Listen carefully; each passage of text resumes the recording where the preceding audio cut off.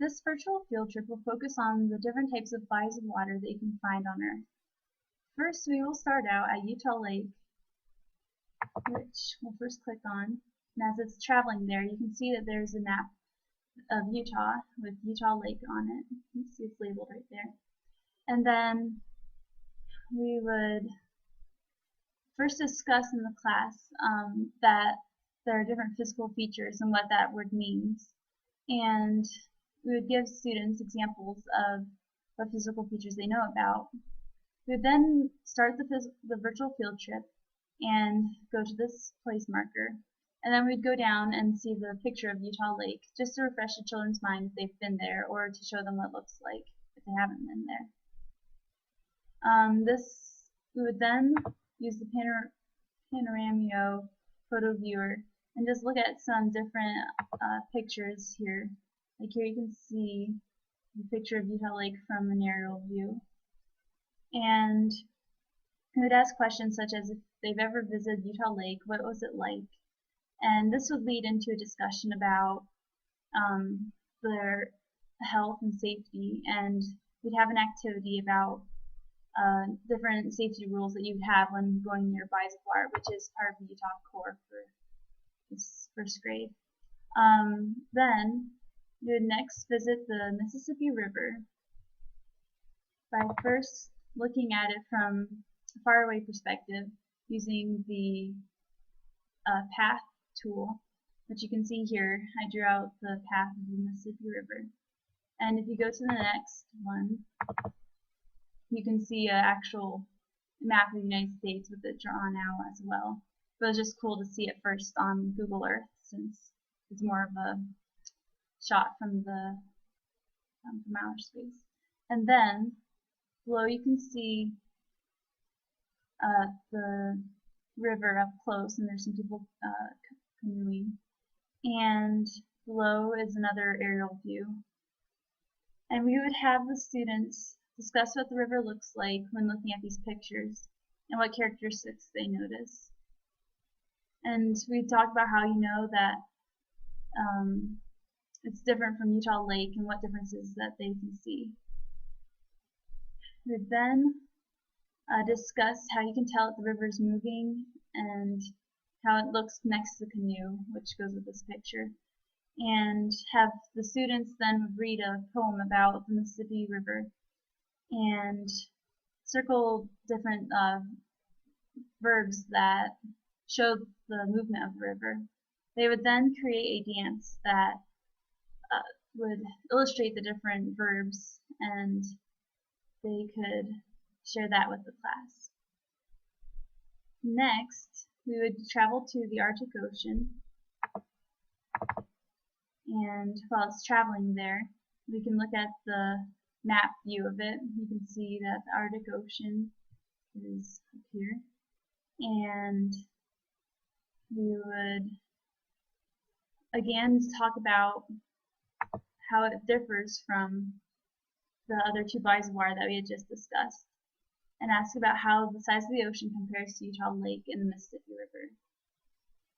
We could then have a reading activity where the children explore informational texts about the Arctic Ocean and find interesting facts, such as the one about plankton, which actually is one of the layers, an ocean layer. If we click here, we have the potato chips of the sea.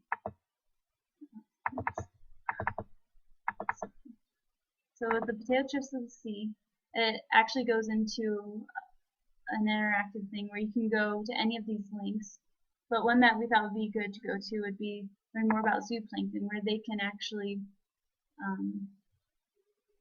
find out more about the different types of plankton, and we could do informational reading. So I'm not actually going to bring this up though, because that is different. So then, after doing that, we would travel to Niagara Falls, which we're here already, and we would first view this little map just to point out where Niagara Falls is in case they are not familiar with it. As you can see, it's up here in New York, right next to Canada. And you would ask the students if they've ever been to Niagara Falls, and let them explore what Niagara Falls would look like. We would use this picture and also this 3D buildings layer to look at how Niagara Falls may look if you were there in person, just to give the students a better view of what they would see from the bridge that crosses from the United States to Canada.